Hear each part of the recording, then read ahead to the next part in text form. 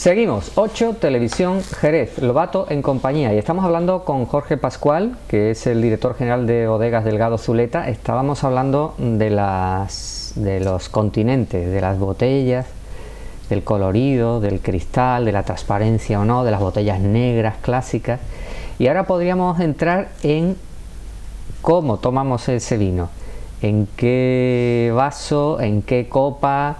Antes estamos hablando de los restaurantes, toda la panoplia de copas y de elementos que nos ponen, que hace falta tener un manual también a veces para acertar con cada vino. ¿Cómo propones tú que se tome el vino de Jerez, la manzanilla, ya comiendo? No de pie en una barra o en un tabanco, en una taberna, sino ya sentado en el restaurante. ¿Dónde, cómo, en qué manera se debe tomar el vino, Jorge? Bueno, yo creo que hay que tomarlo en una copa adecuada. Sí. Y como tienes toda la razón en que algunas veces complicamos la vida, ¿eh? Sí. Y menos mal que últimamente ya se están tranquilizando, pero no hace muy poquito íbamos a un restaurante y nada más que en oferta de pan que nos poníamos, ya algo tan simple como lo que teníamos, la verdad que nos complicaban la vida, ¿no? Bueno, pues yo creo que el vino lo que hay que tomarlo es una copa digna, y cuando digo una copa digna, digo una copa un poquito más grande que lo que es el catavino tradicional, porque el catavino tradicional que nosotros tomamos muchas veces olvidamos que se llama catavino porque se utiliza para catar vino, pero no precisamente para degustarlo en una mesa. Por tanto, yo creo que hay que subirlo de tamaño y que de alguna forma se ponga a la misma altura de un vino blanco, un vino tinto de los que cualquiera de los que nos está viendo pues la ha utilizado. Sí. ¿Tú crees que cada bodega también tiene una inclinación a la hora de proponer en qué copa o en qué vaso se tome su vino? No, yo creo que por primera vez en muchísimo tiempo todas las bodegas hemos dado últimamente un paso importante y estamos todas en un formato muy similar. Sí. Que es una copa con un vástago más alto que la que teníamos actualmente y un cáliz un poquito más abierto. Ajá.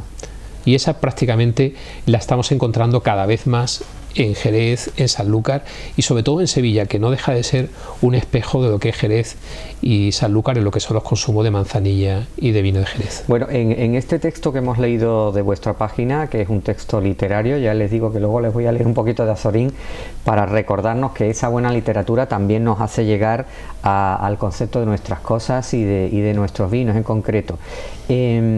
¿Cómo se debe disfrutar un vino desde que te está sirviendo hasta que luego se llega a esta denominación, si tiene sabores y no sé cuál, retropaladares con sabores a fruta del bosque? ¿Cuál es el proceso que tú recomiendas para que se disfrute del vino desde el momento en el que se está sirviendo, Jorge? Bueno, yo creo que para disfrutarlo lo primero que hay que poner en marcha son nuestros sentidos. Entonces, lo primero hay que olvidar complejos de si sabemos o no entendemos de vino, ¿no? Y que yo creo que en estas cosas nos tenemos que relajar absolutamente. Entonces, desde el momento en que alguien nos enseña la botella, ya la primera sensación de si nos gusta o no nos gusta la etiqueta nos va a dar una sensación ya de si nos va a gustar o no nos va a gustar el vino. Eso ya es un primer mensaje. Esa es la intuición. Esa es la intuición, que en un momento determinado cada uno tiene una intuición. Yo siempre digo que sobre una botella pues hay gente que le gustan los vinos más económicos y por tanto les encanta eso de ver que la botella vale 4 euros y por tanto valoran en un momento determinado. Otro le gusta el diseño de la etiqueta, que sea muy bonita y ya valora más el vino por la etiqueta que está viendo. Entonces, bueno, hay que respetar en ese sentido a cada uno de los consumidores. Esa es tu primera aproximación. Esa es mi primera aproximación. Después, evidentemente, si le pones una copa digna, la persona ya simplemente va a pensar que lo que tú le vas a poner es algo especial. Entonces, en ese sentido, por eso invito a todos a que busquemos esas copas que cada vez más se están viendo en la hostelería.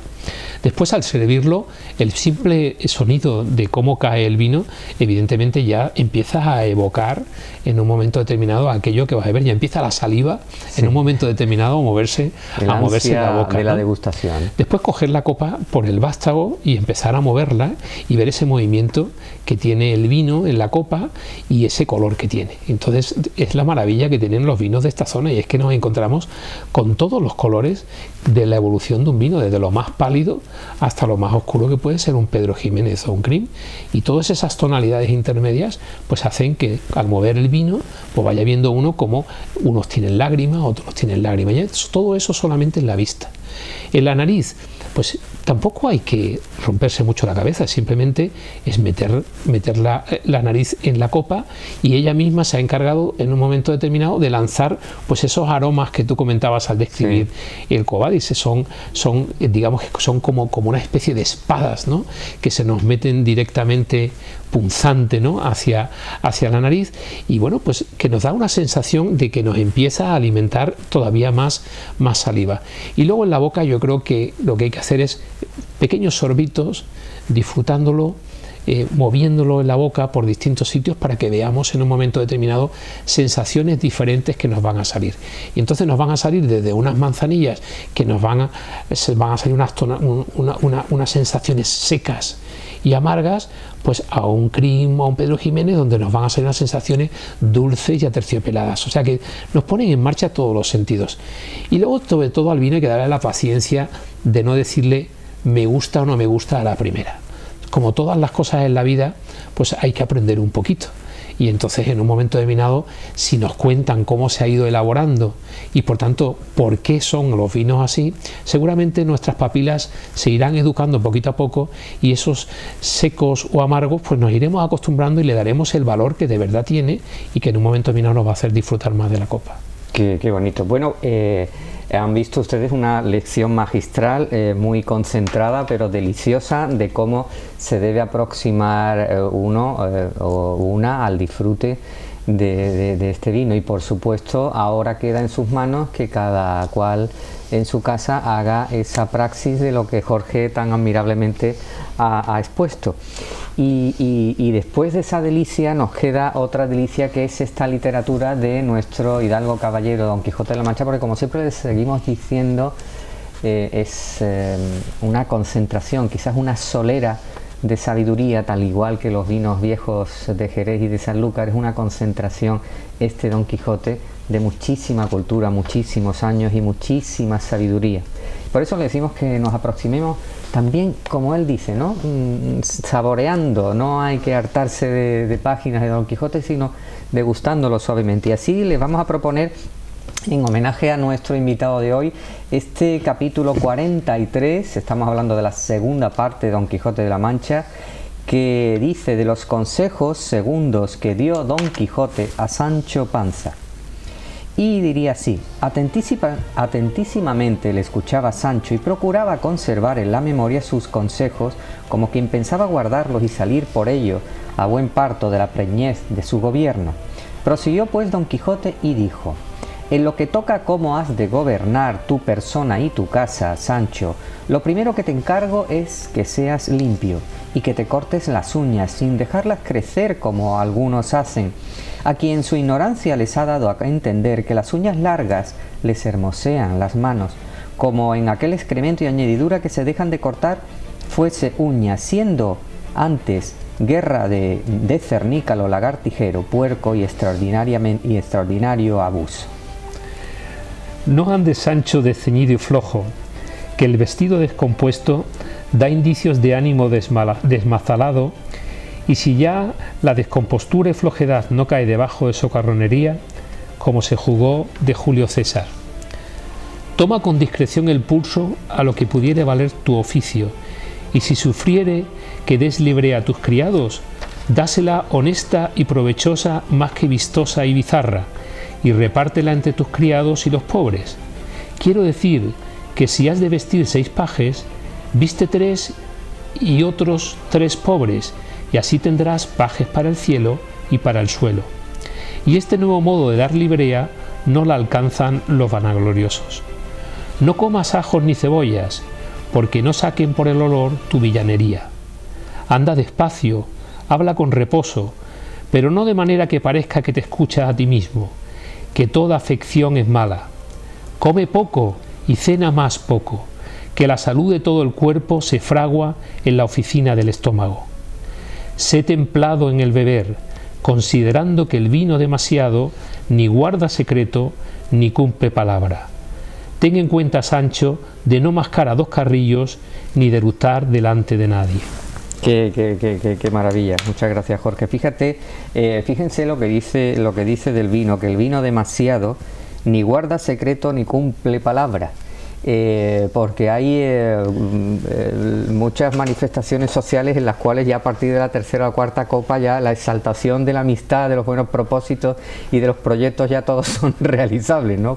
Bueno, es así. Yo siempre cuento como anécdota que, bueno, en Andalucía hemos tenido 500 años de influencia árabe, como tú muy bien sabes, y sin embargo el vino no desapareció en esos 500 años. Sí. Y de hecho en muchísimos de los poemas que se han después descubierto de la época del Califato de Córdoba, pues se ensalzaba el consumo del vino moderadamente, en el sentido de que la gente se volvía más social, se le ocurrían mejores cosas y en un momento determinado pues mejoraba el ambiente de la feria. Claro. Yo creo que es muy importante que le digamos a todos que una cosa es el uso, otra cosa es el abuso y otra cosa es la dependencia. Claro. Nosotros cuando hablamos de disfrutar estamos hablando simplemente del consumo responsable y moderado de este producto. Por supuesto. Y de algo que forma parte de nosotros mismos, de nuestra cultura histórica y, como has dicho al empezar, de nuestra industria, ¿no? que es la industria de nuestro sur del sur. Como siempre, le vamos a recomendar otro libro, y en este caso es Azorín, con la descripción y la utilización del lenguaje tan maravillosa y tan sencilla también y tan amigable que hace, y es este Paisaje de España visto por los españoles. Paisaje de España visto por los españoles, que es un título con mucha prosapia. Y aquí solamente un fragmento podría decir así, o dice así: en cuanto a Sevilla, hoy por la mañana y con una gran suerte he tenido como una visión total, primero y sintética después, de esta ciudad, seguramente la de mayor encanto en la que he estado nunca. Primero fue la visita desde lo alto de la Giralda, en una luz suave, plateada, con un aire fino y ligero, todo un lejano del sabido ambiente sevillano. Yo pensaba en Italia, la ciudad blanca y multicolor al mismo tiempo, tendida en el llano, como una sugestión que te va tomando y penetrándote, no sé por qué, si por el cielo, por el aire o por el caserío, que se funden en una armonía tan íntima, tan clara, tan clásica. Parece mentira que esta sea la tierra de los pintores, coloristas y de los sainetes chillones. Azorín, el paisaje de España visto por los españoles. ¿Cómo vemos los andaluces nuestra Andalucía, Jorge? ¿Tú crees que somos nuestros mejores defensores o a veces nuestros mayores críticos?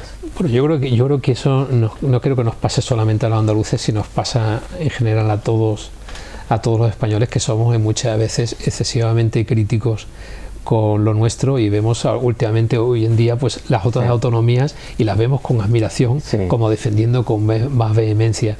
No, yo creo que un poco de crítica tampoco nos viene mal, ¿no? Porque tampoco vamos a ser solamente tierra de alegría y pandereta, también sufrimos, también pensamos, también trabajamos, por tanto nos parecemos muchísimo más de lo que nos pensamos a otros. Pero yo creo que necesitamos también vernos con optimismo, ¿no? Entonces, en ese sentido, yo pues creo que ahora mismo se nos ofrece una oportunidad a los andaluces, y yo creo que pues de cambiar.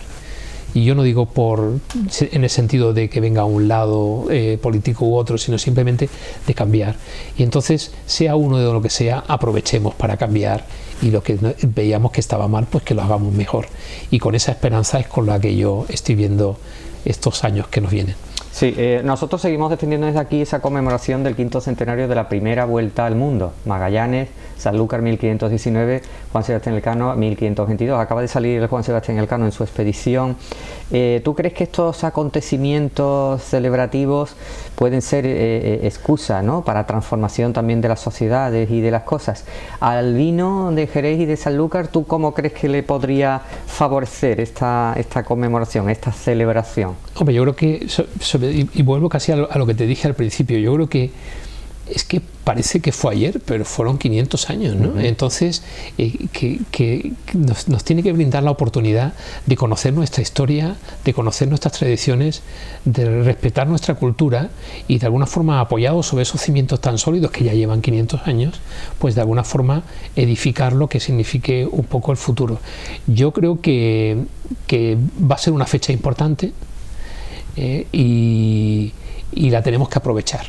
Y lo que sí tenemos que tener claro es que lo que no podemos es perder mucha energía en guerrear unos con otros sobre la fecha. Sí. La fecha es una fecha para todo lo que tuvo la influencia de esa circunnavegación, llámese Sanlúcar, llámese Sevilla, llámese quien quiera llamarse, pero que evidentemente no dejemos pasar esta posibilidad en un momento determinado de que internacionalmente pues nos conozcan este rincón del sur, porque tuvimos relevancia hace 500 años y la tenemos hoy en día. Sí, bueno, estábamos siendo especialmente rigurosos con los datos históricos. Yo quiero retrotraerme a cuando hablabas de ese momento en el que se está sirviendo el vino y aparece la carta, o antes de servir el vino aparece la carta. Igual que hay frikis de la historia y frikis de muchas cosas, están también los hiperentendidos, superentendidos en vinos, que a uno le hace temblar cuando se sienta en un sitio y aparece la carta de vino.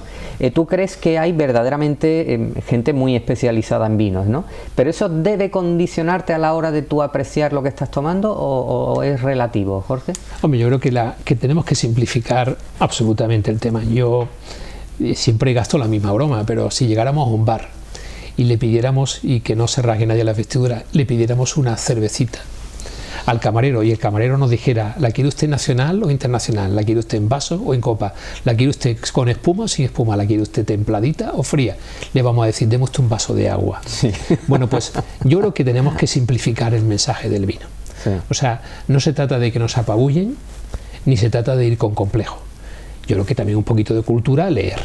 Sí. Evidentemente estos señores que conocen del vino son importantes, porque en un momento determinado, como hablabas antes de nuestro vino, pues el que haya una persona que se llama Parker, que a lo mejor alguien no lo conoce, pero es una persona muy entendida de vinos en Estados Unidos, bueno, pues que tenga un ranking, bueno, pues ya te da una pista de que en un momento determinado ese vino tiene que ser estupendo. Sí. Pero como te decía antes, hay gente que también compra los vinos por precio, y por tanto no le podemos de alguna forma decepcionar.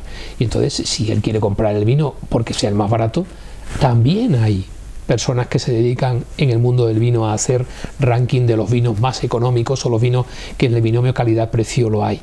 Entonces, bueno, yo creo que tenemos que simplificar esa elección, pero también deberíamos de conocer un poquito de esa cultura del vino, alguna diferenciación entre un blanco y un tinto, entre una manzanilla y un jerez. Yo creo que tampoco hace daño a nadie, pero evidentemente ir sin complejo. En esas visitas a las bodegas, esos museos que casi todas tenéis, ¿notáis que la gente va asumiendo esa cultura de la que hablas? O sea, que sí hay interés en la sociedad por tener esa ilustración al respecto de la crianza de los vinos, ¿no? Absolutamente, además con datos. O sea, que en España hay una asociación que es de rutas del vino de España, en la cual pues la ruta del vino y brandy de Jerez está metida, y es una de las más visitadas. Estamos cerca de los 500.000 visitantes, porque ahora ha aparecido una nueva figura que se llama el enoturista, sí, que es una persona que viene a una zona interesada por el vino.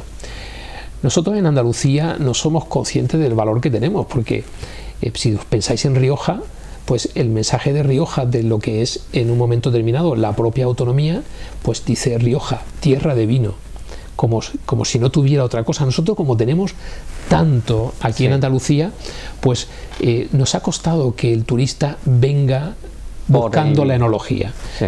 Siempre el visitante en bodega, estamos viendo que ha habido un traslado de aquel que ya que estaba en Andalucía por el atractivo de la gastronomía, el sol, la playa, pues quería visitar. Pero ya últimamente están viniendo la gente, especialmente, y a Sanlúcar se está viendo que vienen parejas o familias especialmente buscando o interesadas en que de alguna forma le expliquemos cómo se elabora el vino. Ajá. No solamente la cata, sino también todo el proceso de elaboración y el mundo del viñedo.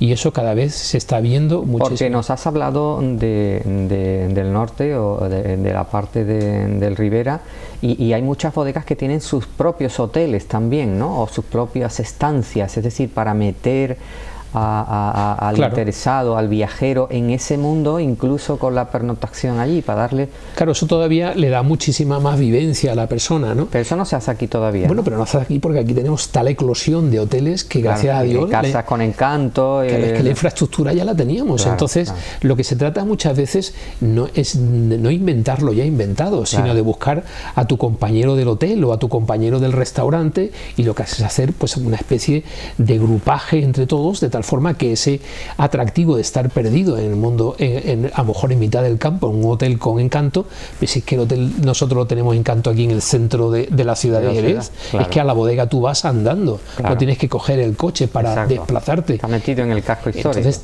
todas esas vivencias que tenemos aquí de una forma explosiva, pues lo que tenemos que hacer es hacer uso de ellas, pero de alguna forma, de forma combinada y coordinada. Claro.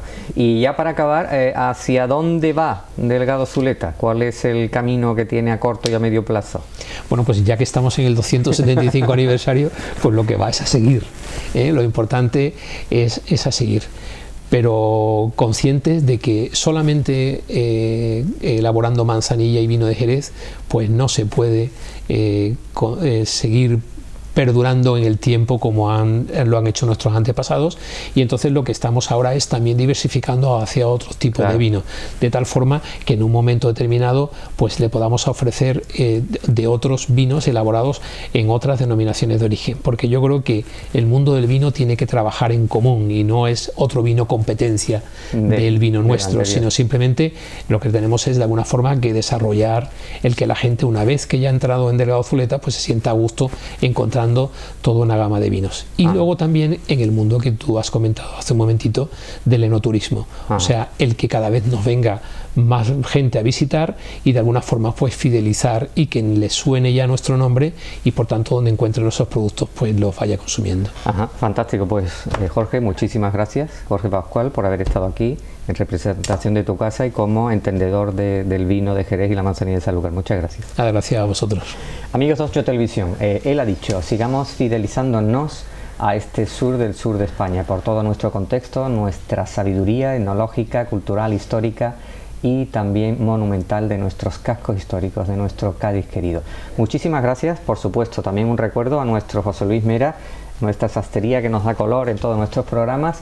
Muchas gracias, encantados de seguir estando a su lado y hasta la semana que viene. Muchas gracias y hasta siempre, amigos.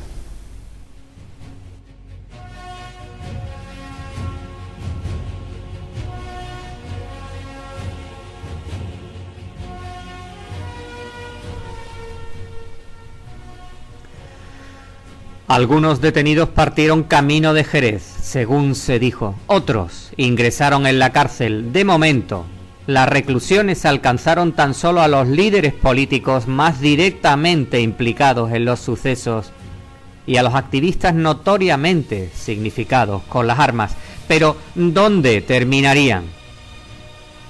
Los más comprometidos buscaron en la evasión y en la huida el alivio de una inseguridad obsesionante. Añadiremos que si algunos alcanzaron la zona republicana, después de increíbles caminatas y vicisitudes, a otros les fallaron las fuerzas, el ingenio o la fortuna. Los más brujuleantes al principio terminaron mansamente resignados a su suerte. En el fondo, se autoargumentaban que ellos nada habían hecho.